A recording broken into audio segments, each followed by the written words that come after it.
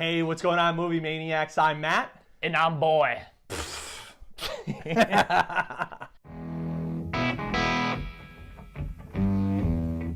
Hey, what's going on, Movie Maniacs? I'm Matt. And I'm Zach. And this is the previews, everyone's favorite part of the movie. So today we are actually reviewing Netflix's own Bird Box. Now let me ask you this, Zach. Is it more like M. Night Shyamalan's Happening, or is it more like The Quiet Place?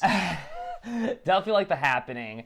I'll first start off by saying the memes about this movie are a million times better than the actual movie. Oh, 100%. I'm going to be honest, those memes are classic, especially the one with Cody Parkey, the kicker from Chicago. It's great.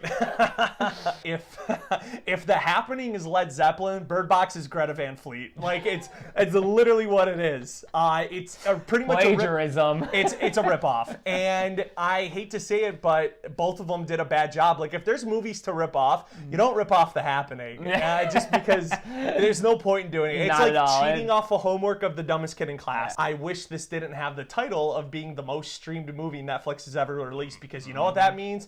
Another one's probably coming out, and I don't want to see it anymore. It had its moments. I will say Sandra Bullock did a good job. Yes, she did. Yeah, did a very good job. I will say specifically the river scenes when she's on the river, I thought were good. Yeah. I like just the scenes overall, Sandra Bullock's acting, the kids were okay. And like the story, like the rest, with the rest of the cast was just for me. I was very bored almost through the movie. I would like to give a shout out to John Malkovich and Sarah Paulson.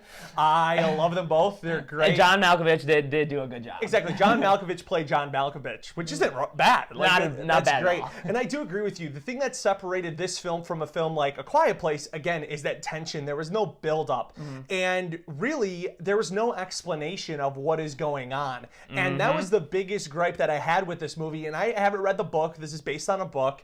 I don't know if they explained it more in detail in the book, but it wasn't there for me. It didn't pop. It didn't have that sense, in my opinion, sense of urgency. It was, hey, you know what you could do? You could stay at the same place and just, okay, it is what it is. I didn't like that. I didn't like that at all. And I even caught myself, I guess, almost chuckling at a lot of the tense moments. Like, for instance, I don't know it's because I've seen the meme already, but the scene when the guy's holding the face back, like, I mean, it's supposed to be a tense scene, but I laughed through it. I personally think it was just poor execution. That whole part with that guy, just when he finally gets into the picture, I wasn't feeling it. I mean, that's the whole point of a movie. You're supposed to go on this journey, but I didn't feel that because there's nothing really getting me from point A to point B. You have to sell me on the story, and I feel like that's just something that a lot of us, across the United States, but in the Midwest, everybody loves anything Sandra Bullock is. And I think that's unfair because granted, she carried this movie, but it's a movie not worth carrying. Out of all the apocalypse movies that came out recently, this is definitely probably